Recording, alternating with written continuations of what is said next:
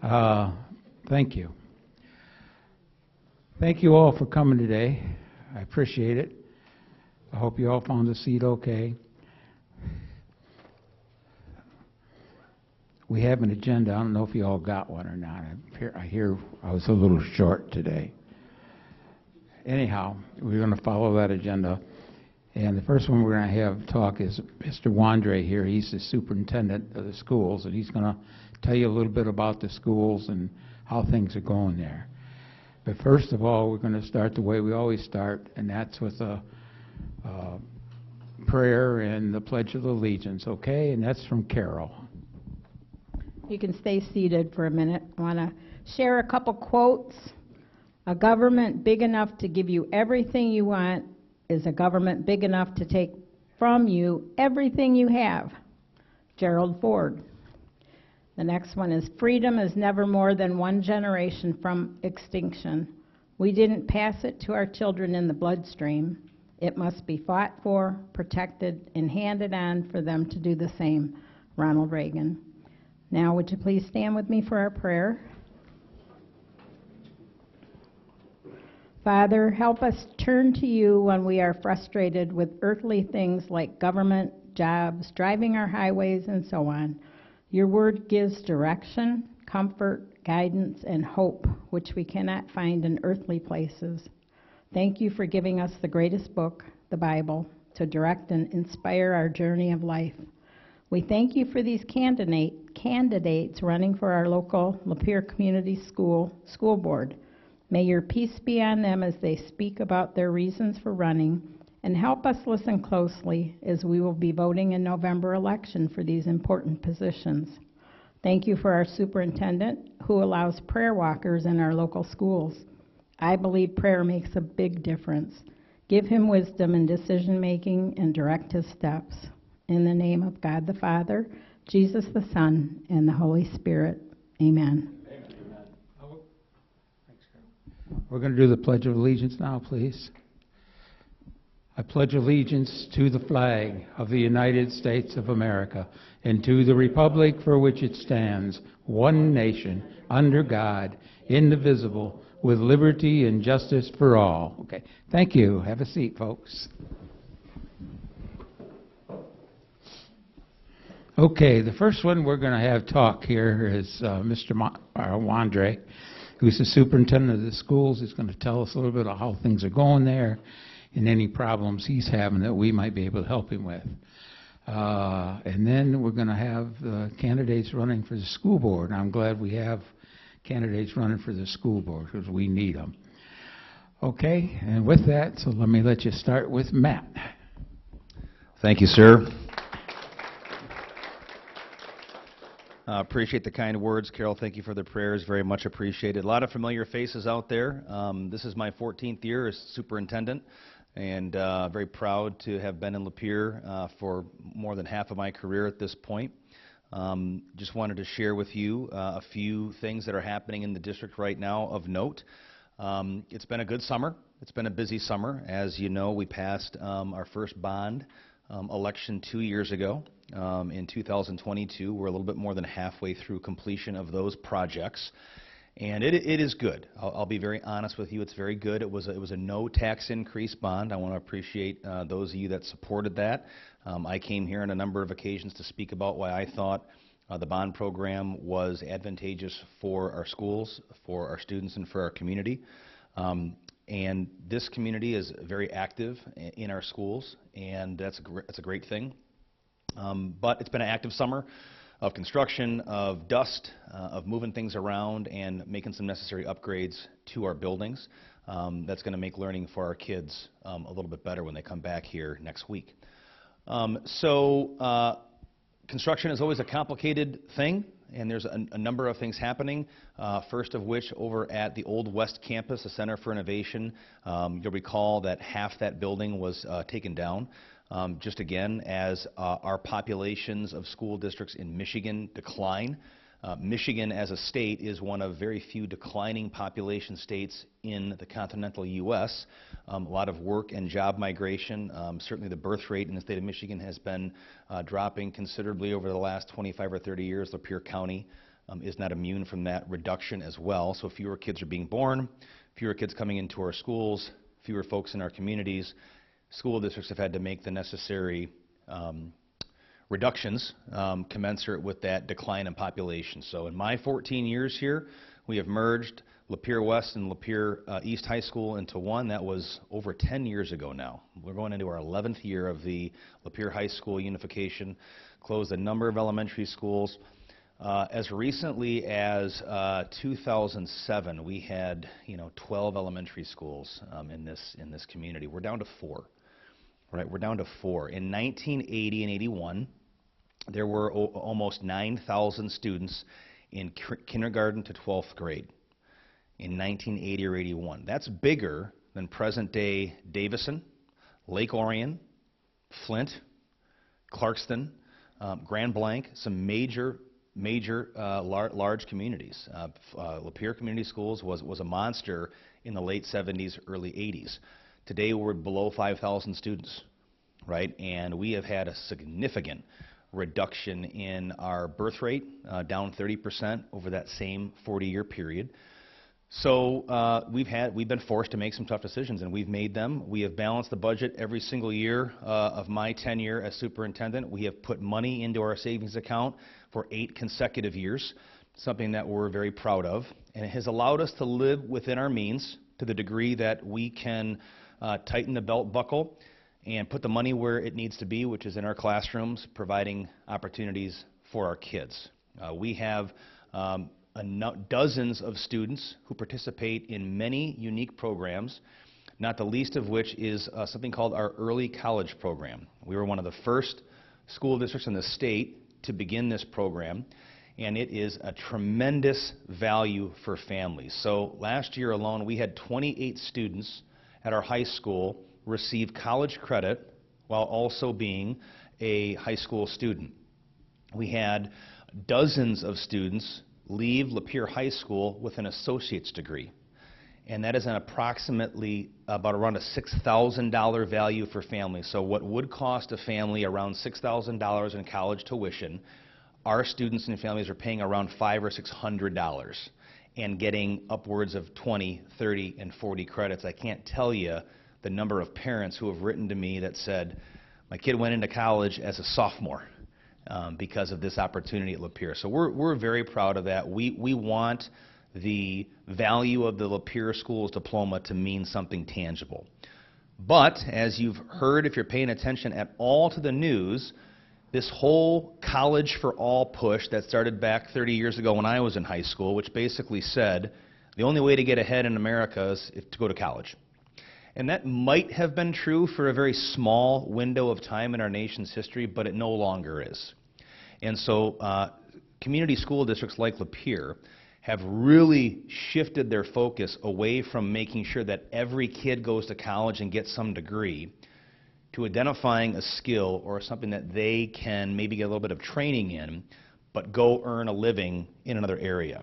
And if you've paid attention to things like carpentry, cement work, construction, roofers, HVAC, electricians, welders, all those things are desperate for talent. And community school districts for many, many years, unfortunately, said, well, that's not our job. Our job is to get kids a high school diploma, get them off to college, and their families can figure out what to do after the fact. And we simply can't afford to do that anymore because our communities are really hurting for that kind of talent. And I know a lot of my friends who are plumbers making more money than me, right? And so this whole idea of going to college to getting some degree with all this debt and no discernible skill afterwards is something that we're really moving away from. Yep, college is always going to be there. They're not closing their doors anytime soon. There's plenty of opportunity for kids to go to college. That's not going away. But the things that we should be asking our local school districts are, what are you doing for kids who don't want to go to college? And what kind of skills and training are you making available to them? So we're really focused on that. The bond work will continue for a few more years. We'll be pretty much completed by the end of next school year. I'm not going to go through the exhaustive list of projects we're working on.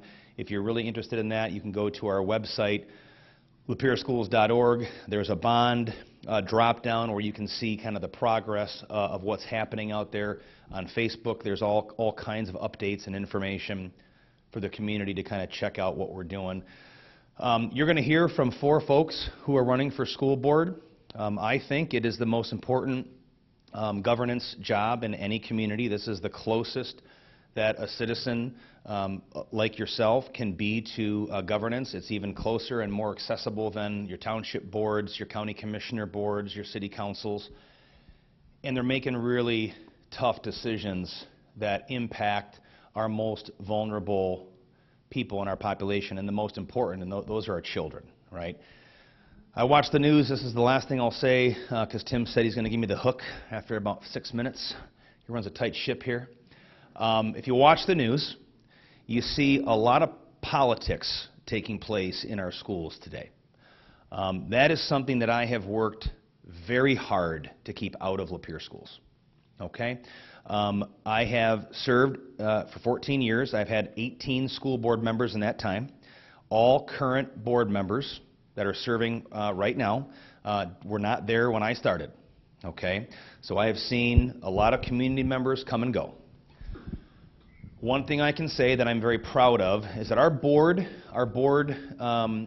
process attracts some very high-level, talented, caring people in our community. Of those 18 board members that have served LCS in the last 14 years of my tenure, none of them have had a political agenda that I could discern. They truly just wanted to make a difference, be there for their kids, be there for the staff, ask tough questions, make difficult decisions. They weren't using the school board as a springboard to run for state rep. They weren't trying to run for school board to get free advertising for their business. They were just good parents or grandparents or aunts and uncles of our students, folks that really just cared about their community. And so I invite you to ask these folks some tough questions, because it's a tough job. It's not easy when everyone has an opinion about what you do in schools. And the word Lapeer Community Schools is important, because what does the word community mean? It means the involvement, the questioning, the interaction with people in the community. And I think that our board has done a great job inviting that interaction with the community, seeking their feedback, and then responding in kind to make sure that our school district reflects what the citizens of Lapeer expect out of their school district. I mentioned politics because these are the questions that we mostly receive when we're out in the community talking about, hey, what's going on in schools these days? Do you guys deal with ABC, fill in the blank, and all these issues we hear that are happening all around us? And to a certain degree, we do deal with some of those political issues, but I'm not necessarily concerned, well, I shouldn't say not necessarily, I'm not concerned at all with teaching kids a political viewpoint. Okay? Our job, our primary role as educators, is to teach kids the process of thinking. How to think, how to debate, how to solve problems, how to articulate them, how to challenge authority in positive ways, right? And how to go out there someday and become a productive member of society, because they learn those skills here. Doing that in concert with you, business owners, grandma and grandpas, aunts and uncles, moms and dads, friends and neighbors. School districts have a responsibility to mirror the values of the community in which they reside, because you are the taxpayer. And I remind our leadership and our staff and our teachers of that on a continual basis. Now, does that mean everything that happens in Lapeer Community Schools is perfect and free from controversy? No. I got 5,000 students, I got 700 plus employees, 10,000 parents, and about 1 million human interactions a day. We're going to bump into each other, we're going to say things we don't like, we're going to not like things that are said to us. Our job as adults is to model for kids how adults solve problems. Now, you spend any amount of time on Facebook, and I try to spend as little amount of time on social media as I possibly can. And one thing is painfully true about America today. The adults in this country have no idea how to debate, how to talk with maturity about issues they disagree with. And it pains me as an educator, because I feel it incumbent upon me to model in some way how adults work through problems without name-calling, without attacking the character of people they disagree with, as opposed to talking about the issues and the facts. And so just, you can trust, as long as I'm the superintendent with this current board that we work with, and hopefully if new members are elected, we continue with this tradition, that this school district's primary job is to teach reading, writing, and arithmetic in no particular order, not political activism, to maintain a process of filtering out materials that would get to our kids that would harm them. Carol mentioned the fact that we invite the prayer walkers into our school. I had a lovely meeting today with some of the folks in this room about a Bible release program for kids that we've done for years in Lapeer schools. I started the first homeschool partnership in this region almost 10 years ago. So we partner with the local private schools, the local charter schools, the local homeschool community, and other public school entities, because we believe in Lapeer that kids can get their education in a variety of ways. We're not the only game in town. We're the biggest, but we're not the only one. So those are just a few of the things philosophically that I think you need to hear from the leader of the school system to reassure you that while we're not perfect and we stub our toe once in a while, the philosophy of the Board of Education, the current leadership regime in Lapeer schools, is committed to teaching a basic education to your kids, to prepare them for the rigors of adulthood, which are many, as you know. So that is not a controversial statement in any way. All right, that's all I have. I appreciate your attention. Tim, I give you back the mic, and you're in charge. Thank you. Now, hold up for a minute. Any questions you want to ask Matt before he runs out of here? He's a busy man. Okay. Hold on, Matt. You don't get it. Sure. Matt, I'm part of a group that's interested in what is being read. I went to a seminar in Florida, my wife and I did, and received some materials from different groups that are working through the school districts down there, and they have identified over 100 books that shouldn't be in particular age-appropriate situations. Yep. Does this district address anything such as that, or is this something that you would be, if it's something that you would be receptive to as a board? Oh, absolutely. And do we deal with that? Yeah, I dealt with it yesterday. So very often what we are at the whim of is what textbook production companies put out there for us to consider. And so we order, to your phrase, age appropriate, or what they're referred to as leveled books. So if I'm a second grader, I have a section of books that are age appropriate for me. These companies will send us in bulk these materials and just hope that we buy them and put them in the library. Well, we tear them open and we go through them and we look at the titles, we look at the content, and we are making decisions at my level, superintendent, assistant superintendents, curriculum directors, librarians, people that, you know, are looking out for our students, and we're pulling a lot of these materials because, to your point, it's either, we see a lot of, I'll give you a couple examples, a lot of titles about how to raise an activist. And to me, I didn't think our job was to turn an 8-year-old into, a protester. It's very, I'm just going to be very blunt and honest with you, it's very disconcerting to me. Now, I was a history teacher, civics, economics, government, and every year one of the things I took a lot of pride in is the kids always wanted to know who I voted for. Kids are curious, right? They just want to know. Mr. Wandrie, who'd you vote for? And I would do a survey with all of my students at the end of the year. You tell me what you think. And every year it was 50-50. He's a Democrat. He's a Republican. He's a right-wing nut. He's a left-wing crazy. He's a teacher. He's got to be this way or that way. And I laughed because that's exactly the answer I wanted, because it really wasn't about me or my politics. That didn't really have anything to do with what I was teaching, right? And so, yeah, we spent a lot of time. Now, the other thing I'll say is we have a board policy that anytime we adopt a new curriculum, it is required by board policy to be reviewed by the community for 2 consecutive board meetings, which in our case is over 2 months. So we leave the materials in our boardroom, and that's unlocked every day and open to the public. So you can come in and thumb through any book you want and come to a board meeting and say, I'm not really sure about this. So if you pay attention to our board meetings that are online, our agendas are publicized. If you see an adoption of a new curriculum and you're like, that ain't stirring the Kool-Aid, come and check out the book. Yep.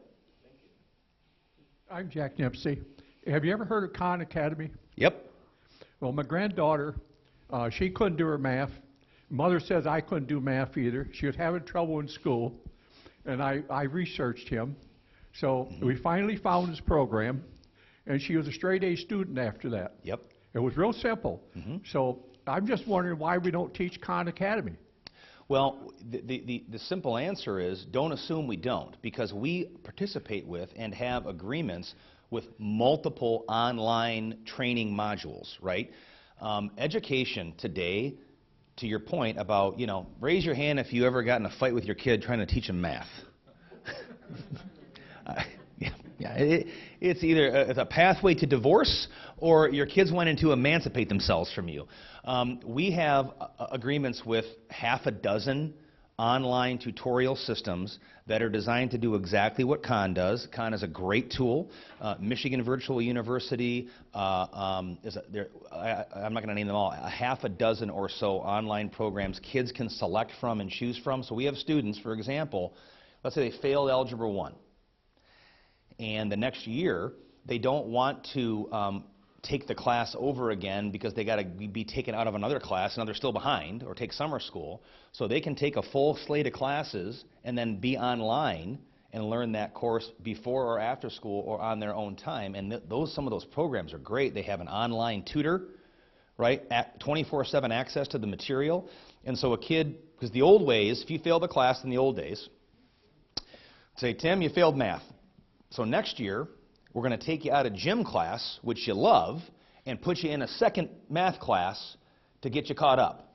Now, how many kids do you think like being taken out of art or computers or PE or health or creative writing or a course that they really wanted to be in, right, to get put in another math class? Because how much do they enjoy math? Well, they failed one of the classes. So, oh, great, now I'm in 2 classes? And we wonder why kids didn't like school. So what we did in Lapeer is we created a 0 hour and a 7th hour, meaning a parent and a kid could voluntarily extend their day so they can do one of 2 things now. I can take that class that I failed before school for free, not in summer school, or I can take it after school in a 7th hour because we have a 6-period day, or I can take it in an online format, and I have access to the full curriculum throughout the course of the day, and I'm not missing out on those elective classes that I want to be in. I caught Brown City School cheating the Iowa test. Okay, and I had a son I caught up in the 10th grade that couldn't read. I had to go back to school in math. He couldn't do it.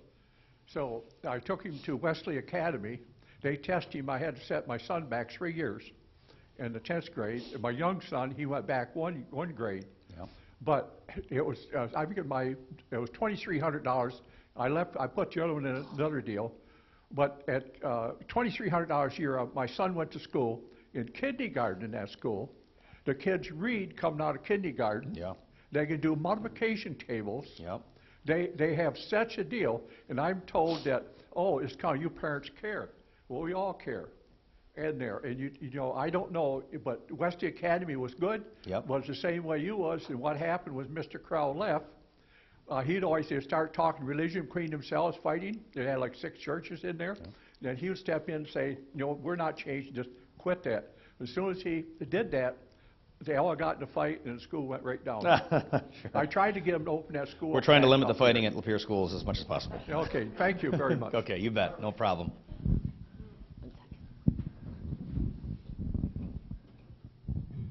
I'm concerned about what's being taught in sexual education in the schools at the age limits and the content of what is involved in those classes. Can you give us some insight to what your feelings are or what is being truly taught in our schools as far as gender identity, homosexuality, sexual orientation of our students.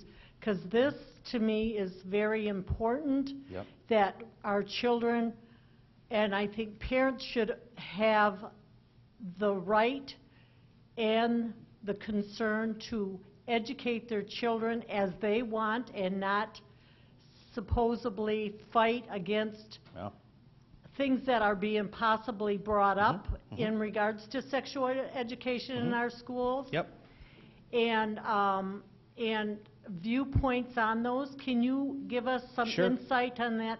This is very, very important to our community and our children in regards to their sexuality, being predisposed to things that I think it's in the parents' eyes that they should be doing. Granted, I realize that some parents do not take that step, but this is important. Yep. And it needs to be for our children. What's that, Tim? I have to go now? Oh, okay. Well, I'd love to answer that question, but Tim says I got to go. No, I'm just kidding. Just kidding. Yeah. Don't forget the tip your waitress. Yeah, it's a tough issue. So first of all, there is a formal answer to your question, and then there's an informal one. Formally speaking, when students take their sexual education courses that are part of the formalized curriculum, that is a parent opt-in program. So parents have the opportunity. We first of all were required to have a community-based committee that is members of our clergy, local health care agencies, parents, teachers, administrators, students that review material and make recommendations to the school board to approve that material. In Lapeer, we have an abstinence-based program, meaning we're teaching students that abstinence is the proper route to take relative to sexual activity while in school. Parents have every right to review that material, opt out of that program if they don't want it being taught to their kids, and teach it at home. That's the formal answer. Informally speaking, our kids live in this world, and we see an entire subculture, I think, of pundits out there on this topic, and it is running rampant. I can tell you from experience in dealing with these issues very directly that 99% of your teachers, your administrators, want absolutely nothing to do with this at all. They just want to teach kids. They want to teach the normal curriculum that everyone is aware of. They want to coach football. They want to be a sponsor of an after-school club. They want to get kids on the bus at home at night and make sure they get home safe. It is a small percentage of people that want to make hay on this issue in our schools. We have a number of student groups that have been part of the public school system for 50 years. You've heard of gay pride groups. You mentioned a couple of those different groups. Many of our students are parts of those groups. Our students have rights to engage in after-school clubs, in protection of their First Amendment rights, to engage in practices and discussions of topics that we may find objectionable. Those clubs and things need to be closely monitored, but it's important to understand that as long as the school district isn't endorsing a particular viewpoint, because not every single club that kids engage in do I agree with. The rubber meets the road on this issue when you're talking about classroom discussions of a sensitive nature. And this has existed, and I think as a former history teacher, just to give you the context of this, we have a number of Supreme Court decisions that came as a result of the Vietnam War protests that were happening in the 60s and 70s in schools across America, Tinker v. Des Moines being the paramount decision of the Supreme Court, relative to the rights of students to engage in politically protected speech. And so school districts, as well as other public entities, are subject to those decisions in a manner of speaking, meaning students don't forfeit their First Amendment rights at the schoolhouse doors. Staff members, to a lesser degree, have an expectation of protected political speech. Okay? Meaning, if Tim is a teacher in Lapeer Community Schools, and he wants to come and have a protest sign and political statements in his room and thrust upon students his own political beliefs, he does not have the same expectation of First Amendment protection as does a student, because he's an employee of a public entity, and there's board policy that allows me as a superintendent to limit that speech. Okay? When a teacher is engaging with students in a discussion of any controversial topic, okay, religion in schools, abortion, immigration policy, sexual identification or identity, all those issues today that stir up lots of political thought and fervor, what we tell our teachers is if it's appropriate to your lesson, meaning if I'm a current events teacher, I'm going to be talking about current events. Their job is to be what we call a disinterested third-party facilitator of that conversation. So now we're having a debate. Okay, I got Bill on one side, I got Tim on the other. I'm the teacher. Bill says, I think gay students should have all the same rights and be able to form this group, and I want to put up signs about gay pride, and that's my First Amendment right, and I want to get kids in my group. Tim says, well, I think that's wrong, I don't think that belongs in schools, and I'm going to protest that. Now, I'm the teacher. What do I do? Right? I want to make sure the conversation is civil. I want to clarify points that I think may be misrepresented by either Bill or by Tim. I want to engage the rest of the class and say, well, what do you think about, what Tim said? Thumbs up if you think Bill's right. Okay, I see 40% of you think Bill's right, 60% of you think Tim's right. Someone that agrees with Tim, give me 2 points why you think his argument makes the most sense. Do you have any facts that you can point to that back that up? Okay.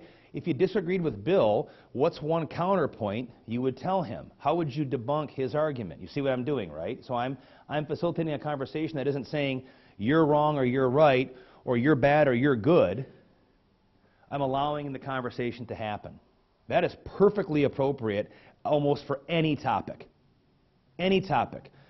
As long as the school district isn't saying we support Tim's side or Bill's side, and we're going to put talent and resource and treasure into supporting one side over the other. We don't do that in Lapeer. We don't have political activism. The only thing that can fly in your classroom is an American flag. And we take flags down. We have challenged staff members and teachers on politically motivated or politically adjacent messages. We take them down. And I've got that. I've been doing that for years. I just have one comment. You said they can opt out. Why not opt in? So that the children, if they want to go to these sex education classes and participate, that they have to go through their parents to be able to opt in. Why opt out and not opt in? Well, we can press our board to review that board policy and change it. That's right. Yep. Because how many children, if you say, well, we have papers here, if your parents don't want you to go to this, or you know. Well, I'm going to challenge you on that. Hold on one second. I'm going to challenge you. I understand what you're saying. I understand what you're saying. Let me challenge you. Yeah, I get it. I understand. I know what you're saying. Okay. So, and this is my challenge. Okay. There's all kinds of things. We're picking this one issue. Do you recognize, and I'm sure you do, how many different things that kids sign permission slips for, have to ask to participate in or go home? And ask mom or dad to follow up on this, or check my backpack, or do this, or go online. I graduated from high school 30 years ago. We didn't have email. We didn't have cell phones, all right? Parents got letters and phone calls, okay?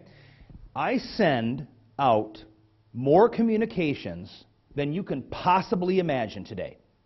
I am on Twitter. We're on Facebook. We have a Facebook page. We are sending out school messengers directly to parents' home phones, cell phones. We're sending out on the district webpage, direct mailers, items in the county press, advertising, 100 different methods of communication. So my challenge to you is, we talk about what we expect of our schools, and you should. Can I talk for a minute about what I expect of our parents? I expect you to be engaged in your kid's education, meaning I'm not going to send a homing pigeon to your front door every single time we want you to opt in for something. I've got 5,000 kids to educate. You know sex ed is coming. Our curriculum is online. You can see the time, manner, and place in which it happens. And you be ready for that permission slip to sign it or not sign it and say, I'm not giving you permission. But to make it incumbent on the district for every single item to go seek out mom and dad is a bit, not to be critical, unrealistic to the degree that what we're doing in schools today is a far cry more than what happened when I was in school, and a far cry more than when many of you were in school, and that's not age discrimination, Bill. Don't hold me on that. And what I mean by that is this. I provide 3 meals a day to thousands of students. We put food into students' backpacks on Friday so they can eat on Saturday and Sunday. We provide dental care services to many of our students, social work, psychology, speech pathology, counseling, all this stuff, right? And we're going to do it. But why are we doing that? Because too many in our community have forfeited those responsibilities which used to be owned by whom? By mom and dad, by our churches, by other civic organizations that would come around families that couldn't support and afford things. All those things are being taken away. Not taken away because the school district is saying we shouldn't have Kiwanis or Rotary or Lions Club or active churches or active parents. We're begging for parent involvement. We're begging for volunteerism. We want you in the schools. We want you looking at the curriculum. We want you volunteering to help out at the football game. We want you to come in and read to kids and tutor kids. We're not saying don't come in the door. Guess what's happening? They're not coming. And what I tell parents all the time, I say this all the time, I say, why do you want to give me this authority over your kids? I'll teach them reading, writing, and math. You teach them virtue and morality. Deal? And you make sure your monitoring of me is that I'm not off in some far outer space world of morality and virtue that's not contradicting what you're doing at home. That's a community school district. But no one in my position anymore feels like they have the authority to say, come on, mom and dad. Like, step up. People ask me all the time, Matt, what do you think about the election? What do you think? I said, I don't really care about the election anymore. You want to know why? We're so far gone from one person saving what's wrong with our country, it saddens me considerably.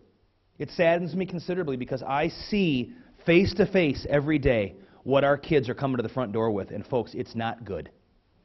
It is not good. And what we do far too often, those of us that have raised and have strong homes, we assume that that is what's happening out there, and it's just not happening. And we got to fight that, and we're doing it the best we can. Yeah, I've got one. First off, Matt, thanks for being here. A little bit personal history. I was involved on one of the committees that initially looked and approved of Matt coming to Lapeer. My daughter graduated from, well, both my kids graduated from Lapeer schools. My daughter graduated, she was part of that program. She graduated with 28 credit hours. Went on to Alma College, which is Mr. Wandrie's alma mater. Go Scots! Which he took about an hour and a half of talking with her. She had some questions and could not ask for any more. Also was a volunteer in the district for 8-10 years. Yep. Number of different after-school tutoring programs from the elementary level to Zimmer Junior High to at what used to be Lapeer East, which is now Lapeer Community High School. And I can tell you that I had personally nothing but absolute support from the schools. To what he's saying today is absolutely right, and that's kind of where my question is. The parent involvement seems to be, it's just not there.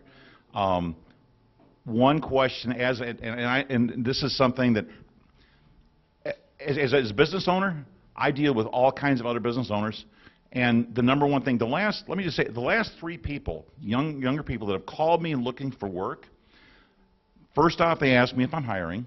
Second off, they ask me, is there any way you can pick me up? Nobody has taught them. They have to have a vehicle to show up. Now, it's sad, it's pathetic, but, and everybody I talk to is absolutely desperate for qualified people who were willing to just show up. If you could make it, and I'm wondering amongst I don't know, maybe kind of home ec. Is there a way, are you doing something? Are the kids being taught that there's certain things that they have to provide? If they want to go to a job, there's certain things they need to do. Like maybe a life skills course. Exactly. Yeah. Yes, and I don't know if it's having the impact that I would desire it. And you think about, Bill, having a semester-long elective course about life skills is a far cry short of having a set of parents who taught you those things from the time you could reason right until the time you left high school. So the answer is yes, but I just don't know if I would put my eggs in that basket to say, well, we've approved the life skills course and they can balance a checkbook and change a tire and know how to do an interview and craft a resume, because those are basic skills that many of our kids just, I learned those at the kitchen table with my parents. We talked about those things. How do you interview, and how do you shake someone's hand and look them in the eye, and how do you present yourself and shave and tuck your shirt in, and those things were kind of ingrained in me. Like I told a story today, and this was to the ladies that we had a meeting with. Some of them are in this room. My old secretary, Karen, when we had a meeting with parents, they would call and they were nervous because meeting with the superintendent for some reason is a nerve-wracking experience. I don't know why. I think I'm a pretty good guy, but it's just tough, right? So they were coming in, and the parents would ask my secretary, "What should we wear?" And her response for the first 20 years of her job was, "Well, you wear your Sunday best." In the last 5 years Karen worked for me, she said, "I just stopped saying that because the parents would respond and say, 'What does that mean?'" Right? So when you start thinking about some of the vernacular, the cliches that we have engaged in for 100 years in this country, those kinds of things are lost on the families of today in many cases. So we're designing a school system that challenges our high-achieving kids, but has to provide a whole host of other supports for kids that simply don't have access to those things that you mentioned. So it's a challenge. It's one that we're up for and excited about. But I use every opportunity to speak to the public to beg them to say, whatever you can do as a community member to support folks raising kids in our school system, do it. Because that's a mission field that's worth committing to and devoting time to. And I meet with clergy, and they always say, "Matt, what do you need from us?"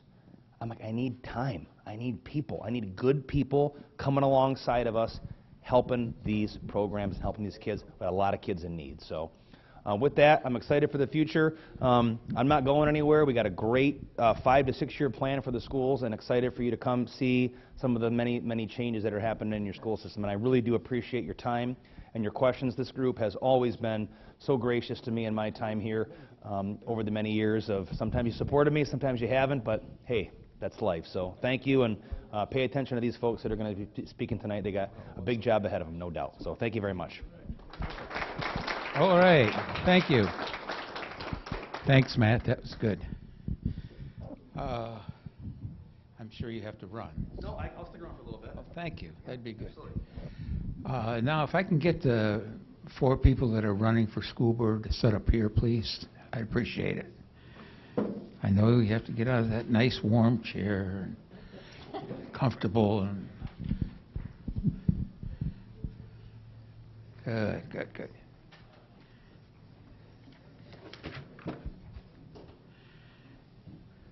Thank you. The way we'd like to do this is I'm going to start in alphabetical order, okay? And I'm going to ask you four these simple questions, okay? So I want you to start off with introducing yourself and tell them a little bit about yourself. And then each person will be asked that same question, okay? We'll start out with you, okay? And then we'll go to Chris and so on, okay? All right, so that's how we're going to do this, folks. It's going to work. I'll tell you it's going to work. All right, so we're going to start out with, we're going to have all these folks and ladies introduce themselves and tell them a little bit about themselves, okay? That's the first thing. Then we'll go to the next one, okay? So go ahead. Tim, before we start, what's the time limit? Thank you. Carl is the timekeeper here, And we're only going to give you a couple minutes to talk about yourself, okay, so you don't get too carried away. And he'll tell you when that time is up and then when you got 30 seconds, okay? Anything else, Carl? So 3 minutes for info, Okay, 3. and then on questions, 2 minutes. Yeah. I'm not a real timer on the timekeeping, so if you're almost done, but it says time up, please just finish answering. You know, but we just do it to try to get as many questions answered as possible. Right. Unless you got a couple extra bucks you want to give them. Okay, let's start out with Casey, all right? Introduce yourself, Casey.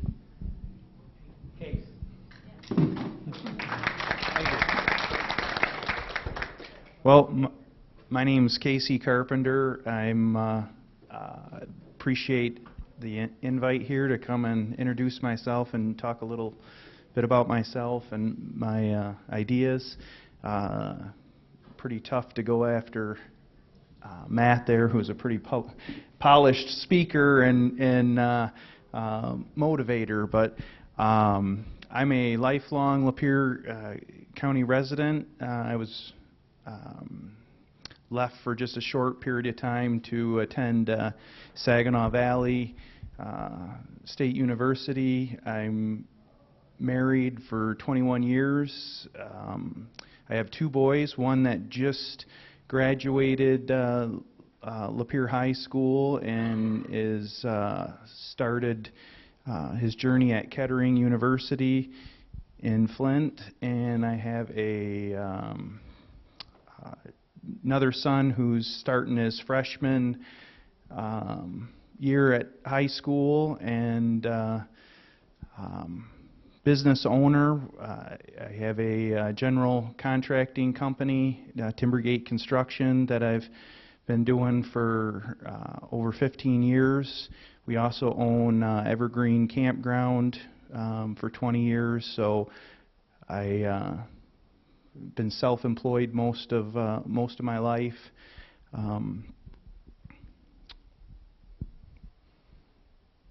I guess that's really my introduction. I just feel that I'm vested in this community because good schools, good school board will create opportunity, growth. People want to move to this area if you have good schools. If they're moving to the area, there's work, there's jobs, a lot of different opportunities, and I think it all starts right at the at this level with the kids. So.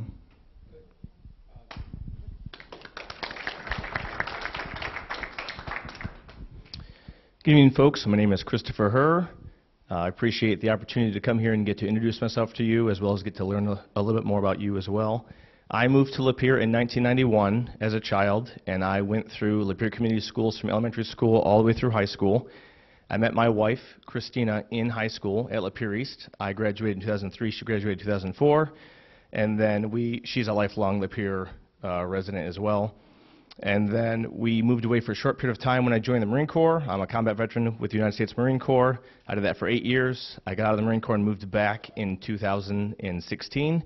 And from 2016 till present, I've worked as a military contractor as well as a small business owner. I own X-Cadia in town. For those of you who don't know what that is, that's a family entertainment center that's right in old downtown Lapeer.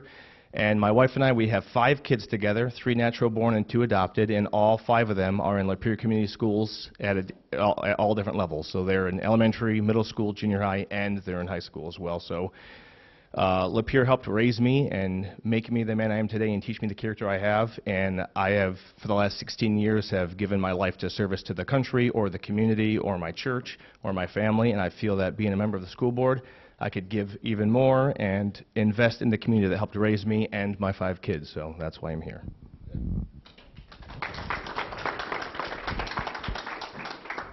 Hi, good evening. I'm Summer Putnam. Thank you very much for the invite. I really appreciate it. I am serving my 6th year on the school board. I have been the president of the board for the last 5 years. I've been in the community for 37. I'm married. This September will be 25 years, actually. I'm alum of Lapeer East High School. I had a daughter who is also alumni. She graduated in 22. I am a very active member of the community. I was on the Child Advocacy Board for 6 years.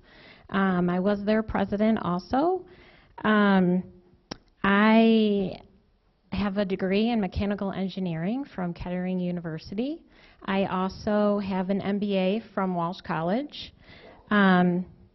During I call my day job, I am an executive director for global sales for a tier 1 company in the auto industry. So I sell, you know, switches in your vehicles. So that's what I do on a day job from a global basis. So I have responsibility for about $200 million annually. That's what I'm responsible for with my global team. I do travel, but I'm still able to be such a very active member of my community. I think being the worldly person, I can bring back some global issues that are happening to make sure we integrate it appropriately within our community. So I value that type of experience and be able to bring that back here to Lapeer. I have a daughter, like I said, that graduated from Lapeer High School. She's also attending Kettering University. She's in her junior year studying chemical engineering. So with that, I think I'll hand it over to you.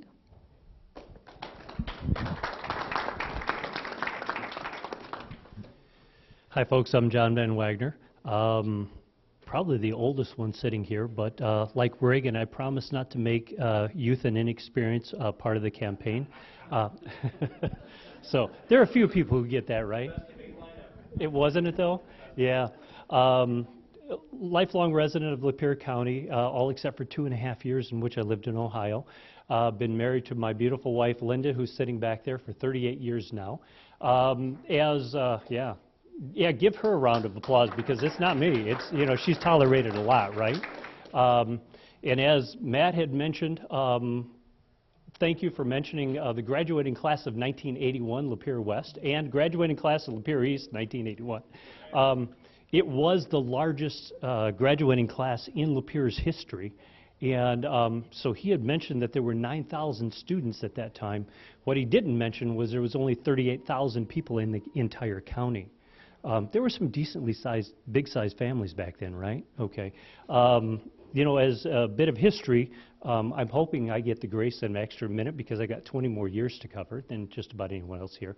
But if not, I'll do my best. Out of high school, I did help to establish the first home health care business that the state of Ohio had ever seen. Went from there, no college experience except for 1.5 years a little later on. But went from there to helping design a materials management system for Pontiac Motors. Came back here and worked my way up through the Sherwin-Williams corporate chain for a couple years. Decided that that sort of life wasn't what I wanted to do and started a whole series of businesses. Been a licensed builder for 35 years, currently own Cumberland Hardwood Floors, have been doing that for 34 years. As many of you know, Linda and I also own LJ's Farm Market. I like to say I'm a part-time owner in that market. Linda owns it when things are going good. I own it when things are going bad. Involved in a lot of community work. I'm the president of Stand Up Lapeer, which is an organization which addresses a lot of the things that Matt had talked about getting people to re-engage in real community, attempting to teach that our country was created on a creed, and that a creed requires 4 levels of government. The first up being self-government, and then the family being the second being family government, and how important that is for the foundation of the community. So I believe I could bring a whole lot to bear when it comes to helping people get back involved in their children's lives and in their education, and to where the school system would once again become an assistant to the parent, not the other way around. So. Okay, give a hand, very good. Can you hear me? All right, thank you for all of that. What we're going to do now is I'm going to ask a few questions, 3 or 4, and then I'll turn it over to the audience, and you can ask any more questions that you have. And we'll go right down the line. I'm going to start the first question with Chris, and then everybody after that answer the same question, okay? Just a simple question. My first question is my question, which is, how many openings are there right now, summer, and the school board? 2.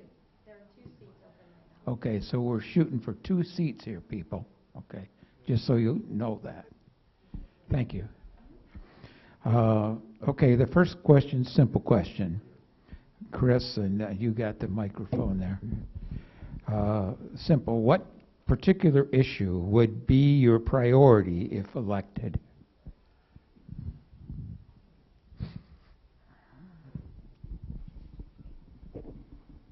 Tough question. We had time to think about it. Well, there are several issues that I would like to address, but I'm thinking of which one would be the most important for me. Yes.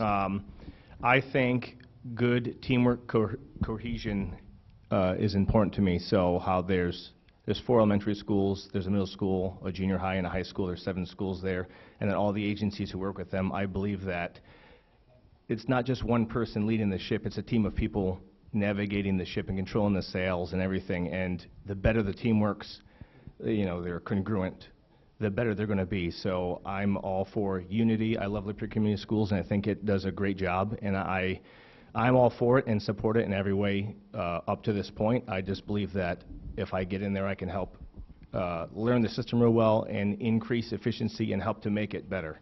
Because I don't think it's bad. I just think there's always room for improvement, and I want to be a part of that. Sure. I think really to me that matters most, that the current issues today that we face is the safety, honestly, of our students. I mean, that's number 1 critical for me. And I think the thing that we need to continue to concentrate on, that we are currently working, is making sure, I mean, we're doing all the right things. We're doing our ALS drill training. We're doing with our bond work. We have several improvements to safety and security in the building where it comes to relocking all of our doors, putting in all of new doors. We're putting in walls where classrooms didn't have walls.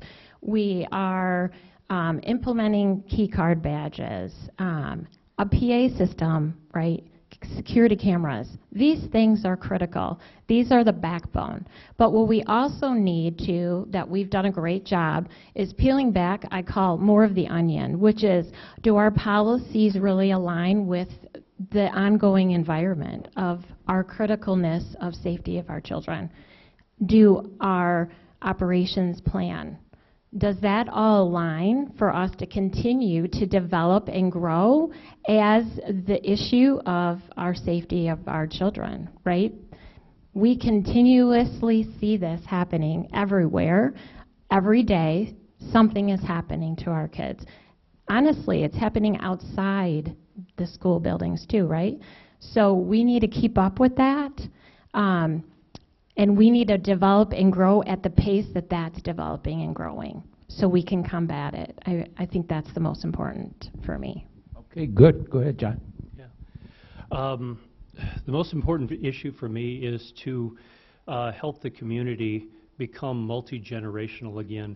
You know, Matt had expressed how they need volunteers, and as many of you know, that's where my heart is in reconnecting our community so that we act as one community once again. I'm also a part of a group across the country called Liberty Pastors, and our efforts are to help pastors realize that their job is to help teach and influence in the areas of virtue and morality. The old Hebrew word for virtue would be harut, which means take those positive life-giving freedoms and with discipline, enhance them to where you have excess capacity to give in community. You know, I'm going to add this too, is that, since I'm on the subject of Hebrew, there's also no word for the word retirement, okay? That's a post-World War II phenomenon. Your responsibility in community is a holy calling that differentiates from your job. Your work is something you're meant to do all your life. Your job is something that supports your work. And, you know, this audience here joins with me with a lot of gray hair, and there is a lot that you can connect with again, and there's a lot of things that you can teach if you're willing to do so and get involved. So. Good, Casey.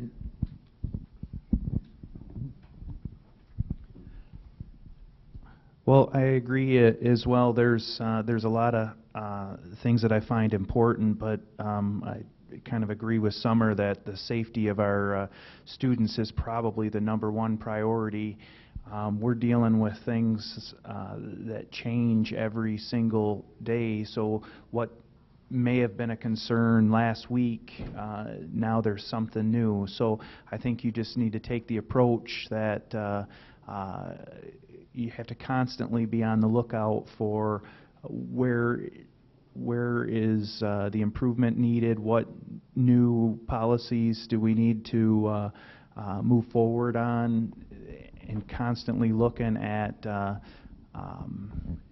just what's out there in the community and how we can continue to keep our school moving in the direction that it is, and keep our students safe and give them an environment that's conducive to learning, and you know, help them as much as we can, because we, like Matt has said, you know, I believe that they're not getting as much. The parents aren't involved at home, so you know, it takes a lot of different thought process on our end to figure out what we can do to help them both at school and at home. So safety. Okay, real good. Now, Summer, I think you're up now, right? Okay. For this question, this is the next question, and it's already been kind of answered, and there's always room for improvement. What do you see as an improvement priority in your school? I think, honestly, for Lapeer, it was really essential that we were so grateful that the community voted yes on the bond, because our children deserve an atmosphere and an environment that is encouraging for learning. So that was one of the biggest continuous improvements that we could do for our kids. Our buildings in this district are quite ancient. There was a lot that needed to be done, and honestly, this bond of $44 million has given our kids more than what you can imagine. We were able to do so many improvements, like the elementary schools. They now have, they're all multi-purpose rooms, so they can actually have a separate room to enjoy gym class, not to be rushed. They can have assemblies, they can do fun things in, and still have a cafeteria that we don't have to break down. We don't have to move refrigerators so they can have gym class, right? This bond, like I said, was safety and security. We were able to put up structures where we didn't have structures. And maybe at the time when we didn't do that, we didn't think we needed it, but we do need that today. We were able to replace HVAC systems, roofs, you know, things, bathrooms that are quite old. We've been able to take out of this bond so many improvement items that collaborate with our strong curriculum that we have today to help our kids have the full circle of their learning experience. I mean, I couldn't think of anything more than we could do to improve right now in our district than that. So I'm glad that we're able to do that. That's good. John?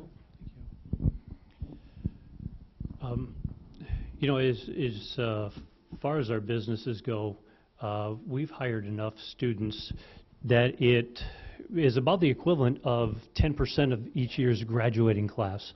And I know there's so many challenges and so many factors that come into play, but the students that I've had come through the business and the ones we've tried to mentor, I believe that there has to be ways that we can improve and help them be ready for what we now would call the adult life a little bit better. You know, as part of what we've done, you know, I've taught more than 70 kids how to drive a stick shift. And you know how I know how it's 70? You go through a clutch about every 30 students. And, so, you know, as Matt had said earlier, I remember that time when you could, or you were really pushed into going into college. That seemed like what everybody needed to do. I heard a program on WJR in 1979, sorry, probably before you guys were born, that talked about everyone going to college, and I thought right then and there, well, you know, if everyone else is going to college, I should get into the workforce right away and gain some practical experience and be responsible for my own education from there on out. And whatever we can do to help these children understand that education is their own responsibility and they're got to be in it for a lifetime, and what a reward that's going to be. If we could improve that in their lives, I think that'd be perfect. Very good. Casey, go ahead. You haven't answered that question, have you? Yeah, no, you don't know which one it is, do you? I don't either. The question was, there's always room for improvement. What do you see as an improvement priority in your schools? Yes, I believe or agree a lot with John there on I'm a business owner, and I've seen multiple kids come through that simple things like didn't know how to use the vent on a gas can to fill up a generator, didn't know how to sweep a floor with a broom, didn't know how to use a leaf rake. So I see those things on a daily basis. I understand exactly the struggles that he's talking about. And then I think, some of that could be schools. Some of it, probably more than anything, could be trying to come up with ways to engage in the community a little bit better and come up with creative ways to try and get some parent involvement back into that, because I don't think that our teachers have time to teach kids how to use a vent on a gas can. But yet, if we can realize some of those life skills and things and collaborate together on how we get our parents back involved in the communication between the school and the parents, and letting them really kind of sending out a campaign that we need them back to help out with to get engaged with their child's education. So that's probably one thing that I really see that needs to be fixed. So good. Go ahead, Chris. So I have a few points in regards to this question. One, like Summer said, I really agree that the bond was a great thing for the schools. And my wife, she's the literacy specialist at Emily City, and we both campaigned for it. And when it failed the first time, we were quite disappointed. So when it came back on up for vote again, we campaigned pretty hard for it, and then it passed. We were quite excited for it. So that's a great thing for the schools. Two, we always said in the military that a lot of great change comes from your leadership, and your leadership needs a unity of effort. So if you continue having great leaders teaching other leaders, like the leader teaching leaders concept, and helping them to be the best in there, if they're all united in the same goal, they can do more than having people stand against them and it's like trying to stand against a river when you have people go against you. So if you get everyone on the same page that the kids are the most important and that you need to improve anything you can for their sake, then you kind of get everyone on board and you can do that. And then another point I had is that being a business owner, like these two gentlemen said, I host a bunch of like elementary school STEM field trips that will come to my place, and we'll give them like a science lesson, and then we'll have them throw foam axes and play in the games and just play through the whole building. And I thought it was a great model and a great concept for schools to come and experience these things that are normally like unorthodox, like looking inside an ancient arcade machine, or how the wood works and how it holds water, and throwing axes into it and things like that. So something I had in mind that I was going to bring to the table was I think we should try to devise some kind of program where all the small businesses, or big businesses for that matter, in town get together and make a program where maybe there's like field trips where they go and see all of these different real life things that happen, like how a farm works, how a factory works, how an entertainment facility works, how the movie theater works, things like that, and then they'll have some more experience in those realms rather than just graduating and then making their way there, and then they're kind of have to play catch up in those regards. That's good. Okay, I have one final question. John, this is for you first. What different, have a master's degree, and I can't say these words. Differentiate. Do you know the difference between you from the other candidates? You mean besides age? Yes. Yeah, okay.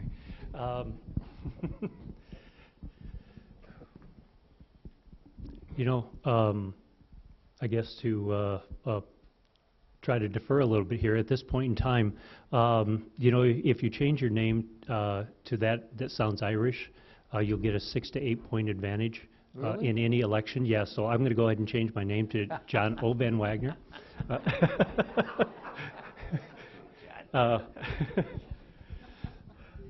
So what? Thank you. Yeah. I don't really want to make that assessment, not knowing any of these individuals. We all met this evening. Yeah, they're all good people. Everybody's good. All good quality people, right? So, yeah. But I don't know if this differentiates me at all or not. But my desire to see community become whole once again, and for us to reignite the covenant that the Pilgrims had made with God as to how we would live as a country, I think that's extremely important. We are the only country that has ever been built based on a covenant other than ancient Israel. And every 80 years we have to recommit to that covenant again. We're far way off from that. My goal in life, my wife and I are not going to ever think about retirement. My goal in life is to see this country reunited again the way that the Pilgrims had prayed for and promised God we would. So if that differentiates me, that's it. Okay, good.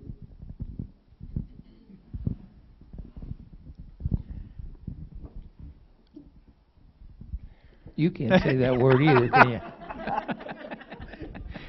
I'm just going to say, yes, this is the first time that we met except for Summer. I know Summer. But I think no matter what happens in November, you've got 4 good candidates here, and we seem to have a lot of the same values and the same goals. Yeah. I don't know them well enough to say I'm better than them or not as good as them, but I will tell you that I'm 100% vested in this community. I want to see the community grow and succeed, and the only way to do that is at the foundation, which is the kids. So that's just my goal is to make Lapeer a better place and start with the schools. Continue with the schools. I think we're doing a lot of good things. Can always use a little bit of tweaking and some new ideas, but as a whole, I feel that we have good leadership now, and just need to continue fighting for the values that I think we all, sitting here, that we all have the same ideas and values or for our kids. Okay. It's a hard question, isn't it? Yeah, Yes, the same answer that they said. I just met them tonight, so I won't speak against them. They all seem like excellent people. All I can speak about is myself, and I spent a lot of time in the military. While I was in the military, I worked at the School of Infantry East. I taught about 20,000 students over 4 years there. I went to career development or curriculum development school for the military specifically to develop the educational materials that they get taught while there. And I've deployed to numerous countries and have been all over the world. And in my journeys, one thing I've noticed is I've met a lot of people, and I see what people are like and how they react and the things that are important to them. And I've have a pretty broad perspective on people. And when I got out of the military, I came back home. I said I was going to change my focus from global politics and I wanted to just bring it back to the community level. And I have been telling my wife and all my peers for years that I want to just tend to the part of the garden that I can reach, and that's my home, my family, my community, my church, you know, the people that come into my business and such. So I've been all over and have seen quite a bit, and I'm bringing that knowledge back here, and I want to just apply it to my community and just focus on the well-being of this community. Very good. Thank you. I think, I mean, I agree with these fine gentlemen. I think the only thing that I can say, one difference, is that I've sat on the board for almost 6 years now. I feel like I have a strong inner workings with the other 6 board members, collaboration with the administration, Superintendent Wandrie. I feel that I have a lot more to give. I see so much greatness out of Lapeer and our school district, and what I would love to still make happen, and hopefully my next 6 years, is bringing more families to experience the greatness of A, Lapeer, and B, what our school has to offer. Because hands down, I can tell you that I think we have a phenomenal school district that any kid would want to enter in and be successful coming out of. So definitely would like to see that. Very good. Okay. We'll open up to the floor now. Has anybody got any questions for these people? Okay. Tell us your name and what you want. All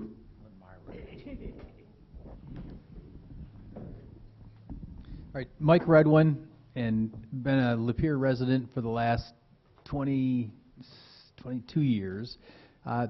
Just curious if you could share in your experience what sparked you to make the commitment. You all have professional lives and personal lives, and what sparked you into making that commitment so we get a little better understanding of what's driving you for this commitment you're making to both our kids and the district.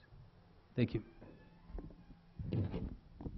I guess I'll start. I have the mic right in front of me, so I'll start. I can say what drives me is actually when I decided that my husband and I decided we wanted to have kids. My husband wanted to have enough for a whole farm, apparently. And so we were, you know, doing our best, and we were trying and trying. And unfortunately, we were only graced with one. But at that moment, I decided that kids were super important to me, and I wanted to be very active in my community and in my child's life to help make an impact. So I started right away, like right away when she was a baby. What could I do? So I was that super active mom that Superintendent Wandrie keeps asking for. It was me. Whatever there could be, a fundraiser, an event, I was there. I was active member. And then as slowly she continued through, secondary school, I got involved in committees for the district. I got involved in the building PAC meeting. Those are parent meetings. Then I became an active district PAC. And then I decided I was, some of the sports mom manager for my daughter's sports team, for travel and for the high school. I just decided really the next step for me was I can make a big difference and help leading and being on the school board. So I said, hey, kids are my base. They mean so much. We need them. So it was super important to me to take that next leap. So that's the reason why I got on the board and want to continue.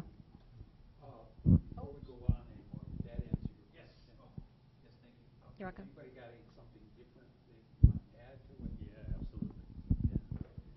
So, I didn't get to mention, my wife and I have 3 children, and we also have 7 grandchildren. Those 7 grandchildren will be the 5th generation to attend Lapeer schools in this area. What really drives me is to make sure that they're going to have a life that similar to what we've enjoyed.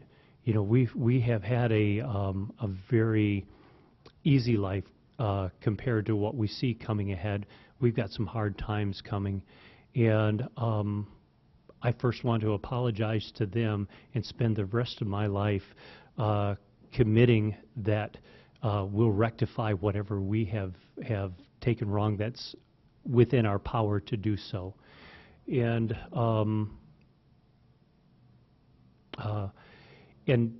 what also drives me is to help them understand. If I'm mentioning a lot of Hebrew because, as I mentioned earlier, a lot of understanding that education is my own responsibility. I'm trying to teach myself Hebrew.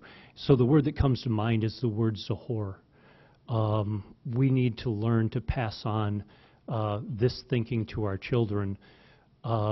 Take the lessons of your fathers so much internally that they become your own lessons, that you can then build off those lessons to create community even greater than what you experienced as a child. And that's what really, really drives me. So. Anybody else got any questions? Bill, okay, and this young lady here. Just pick whoever you want to answer the question, okay?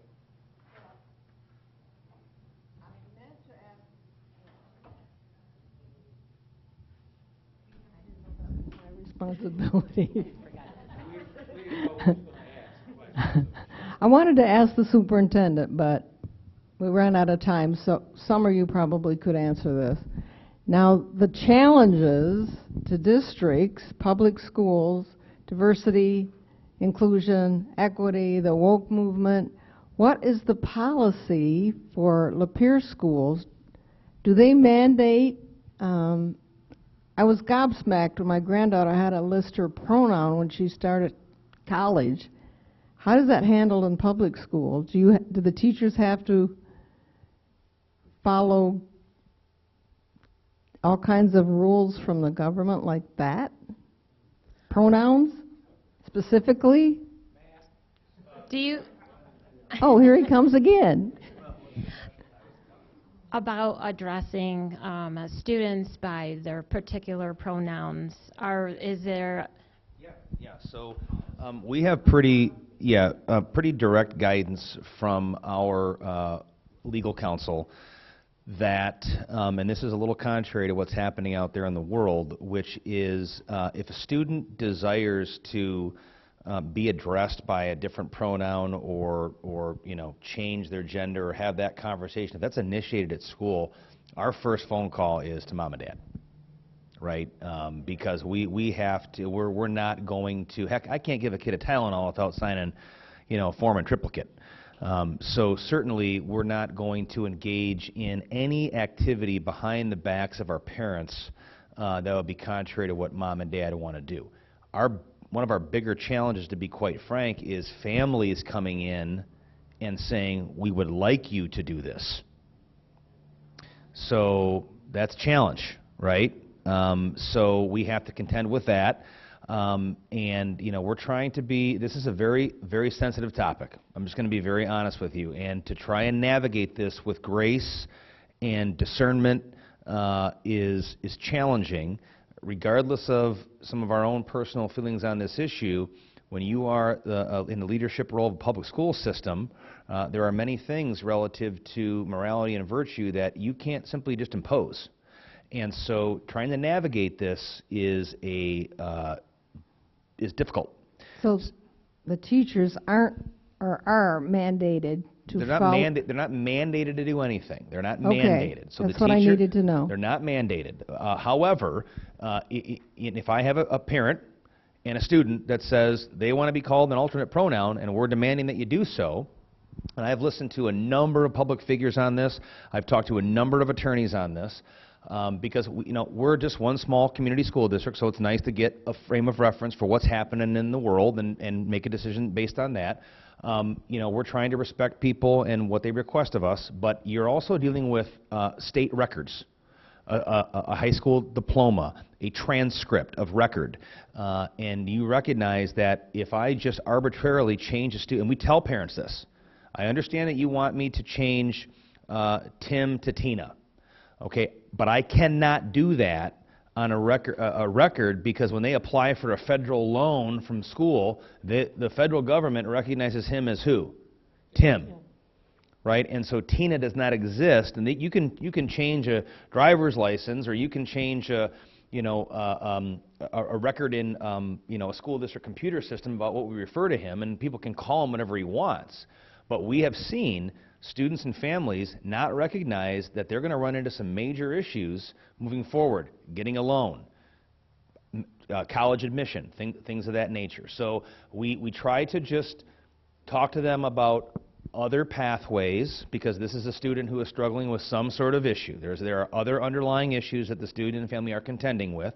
So we try to get our counselors, social workers, other local charity organizations who sponsor counseling programs, or church groups that have counseling, or private counselors, to give the family some more supports, as opposed to just saying, you come in and arbitrarily decide it's Friday and on Monday we're doing this.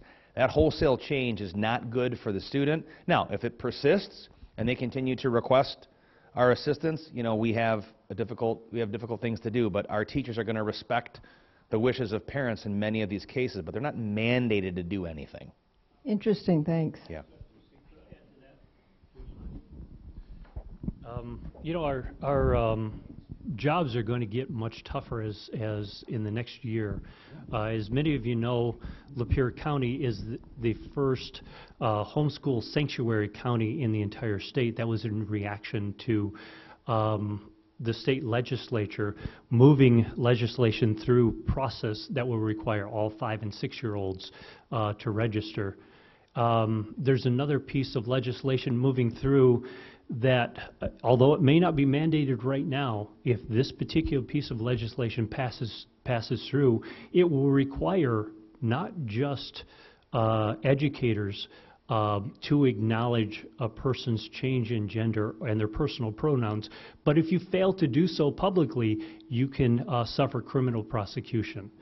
I've often said I thought I would like to have a prison ministry, but I never thought that I could entice the state to give me free room and board. This is some of the challenges that are coming forward when it comes to that issue. My name is Bill Gavette. I had both kids started and finished in the district. We started from the time they were in preschool at the old Woodside, which is, that's a long time ago, through project graduation. My wife and I, we never missed. One of us was, and usually both, were always at every single event, sports games, concerts, everything. So to me, when I would look around and see parents who were just kind of sitting on the sidelines, it was just alien to me. My kids went to little school, which was Attica Elementary, and they, as well as we, feel that was the amount of parent involvement and other people that were just there. It truly was a family. Now, I will tell you, when the world fell apart and everything was going to go hairy scary, when they closed Attica, we went to Maple Grove, and guess what? The parents got involved and did the same thing there. We had a really good thing, and I believe this can happen in any building. But the stats are 30% of our parents, or 30% of the households in Lapeer County are single parent households. You're not going to be able to, those folks are barely hanging on with their fingernails, especially if they got a couple kids. I'm wondering, in order to try, because as Mr. Wandrie says, it really does, you need parents, people to come in, not even just parents, but people who are willing to come in and do something. I'm wondering if each of you can maybe share something. How would you maybe suggest that to the district, what things can you do to maybe help bring people into the district? Because I will tell you, I've done everything from dances to after-school programs to, I feel every possible thing. And I look around and I'm blown away at the amount of people today who just don't engage and just don't get involved. And it's truly, it's not, I was talking to a teacher today. It is not not from Lapeer, but from a different one that I was doing with work. But you know, the struggles that they have, it's immense. And we always were able, wherever my kids were, we were always able to have a really, really good give and take back and forth with the community, and that's vital. And I'm just wondering, maybe can each of you offer maybe how would you go about, or what would you suggest? You know, just what kind of things might you suggest to maybe help bring you know, people to get involved with the district, to help out parents, grandkids, or grandparents, anything?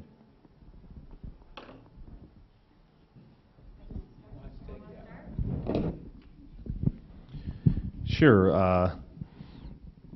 Like the superintendent said, they're on a lot of social media platforms. They have a Facebook website, and they're on Twitter and things like that. I feel like, especially since post-COVID, it's very much like the digital era where there's a lot of people on a lot of different social medias, and that's all they look at. So, for example, my business will put out something on one of them, and then the people, like, say, Facebook, then the people on Instagram and Twitter will say, oh, I didn't see that because we didn't put it out on it, but that's the only thing that they're on. So like the schools are already doing, where they have an account on all of those, they send all those out there, they send out flyers, they send things home with their students. That's the only way to really reach everybody, is to do things like that. And I just think as long as you keep a good effort in that, you'll be able to reach them, and the ones that get reached who want to participate will. But like you said, there are some people who just, they're not going to go regardless because they're barely hanging on.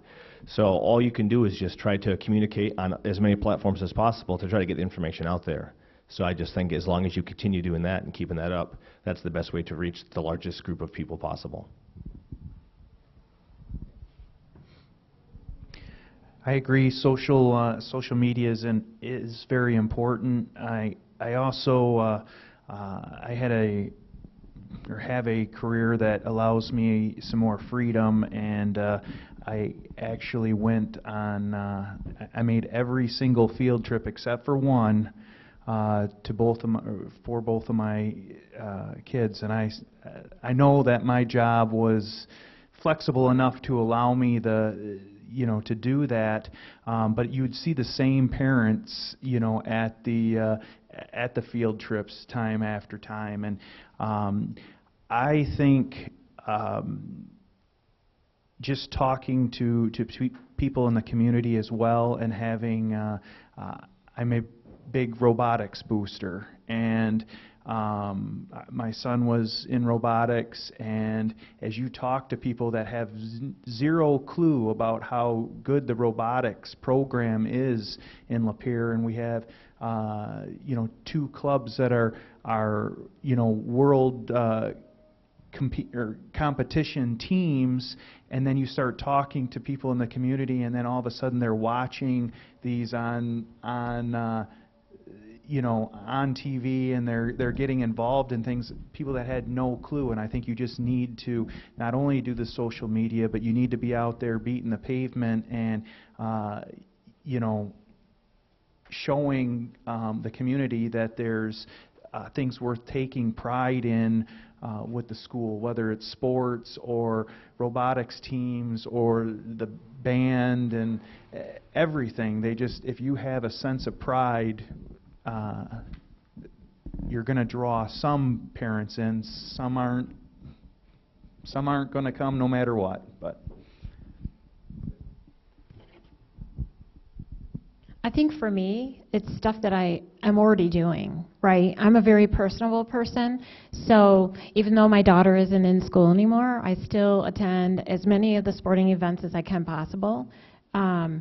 you know, watching the band, the invitationals, going to the classroom, reading to the kids, hosting spelling bees, and just using those experiences that I do myself and talk to people.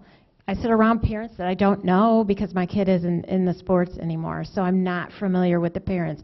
But sitting next to them, encouraging them, sharing all the opportunities that you can, you know, coming and helping out at the book fair, at the libraries, you know. Anybody can do those things. You just have to fill out, you know, your form to be a volunteer, but anybody can do those things. So I think more, for me, it's about personal engagement to show them the small little things they can do to be involved to help us be a better community.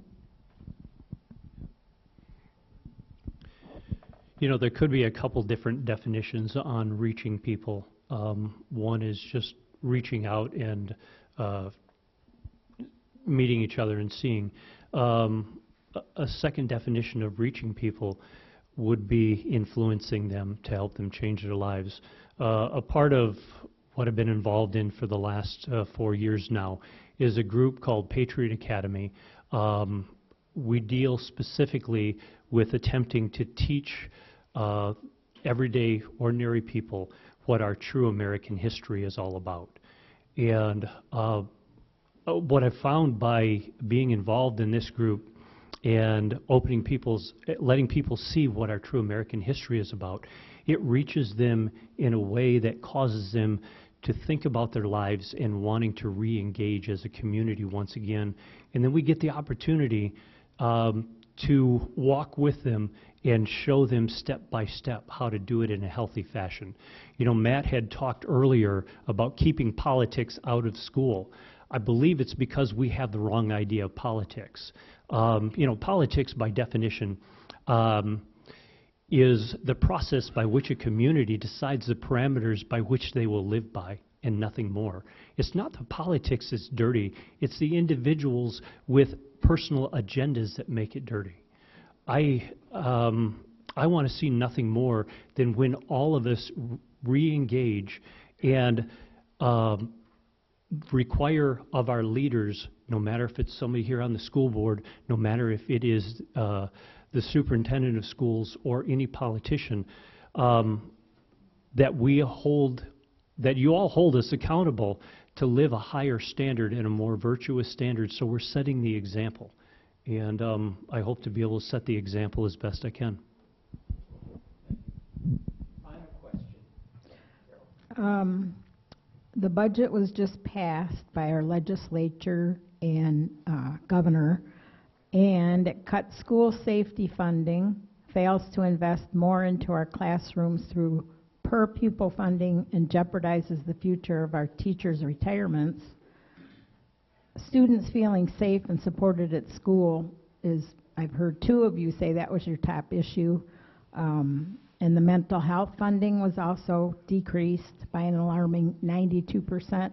I just want to know all of your feelings about this budget, and that's it. Mike's here, so I'll go first. You know, when you look at the history of our country, we had some of the best education in the world when parents were leading the education of their children before we ever had any sort of school systems. It's not the money that makes for a better school system, it's the way that we engage together as community. Sorry, this starts to get a little personal, so I can get a little choked up about it. We have to make a commitment to each other, forget about these budgets, and figure out how we're going to get back to having an environment for our children that is conducive to teaching and or is conducive to learning, so that we don't have to worry about those safety factors anymore.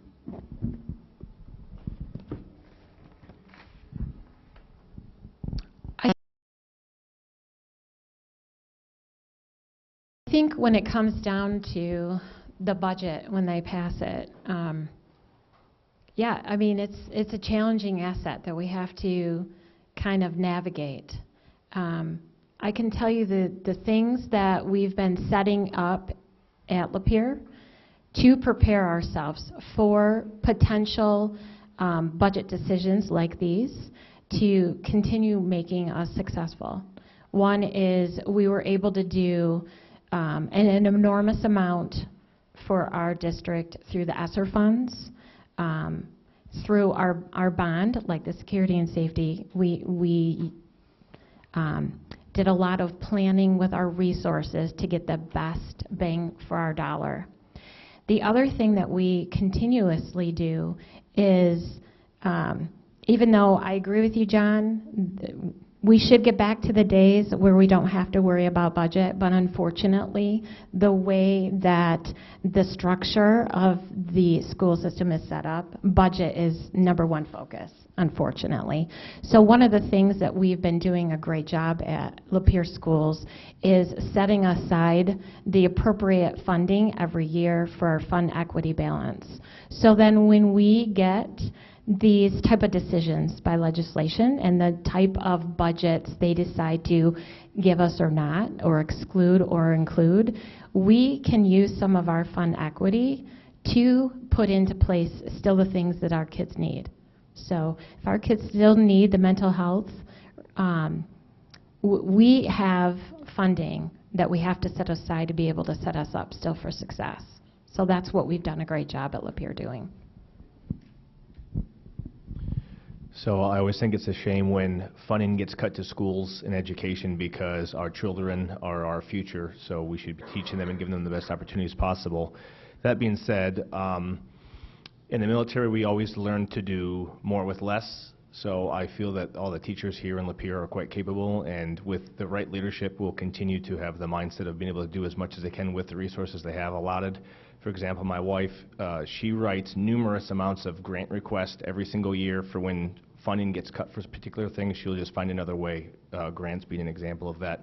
And I think as long as there's strong leadership that are driving towards the success for all the students, I think they'll find ways around issues like that. Yes, agreed with most of the things that were said there too.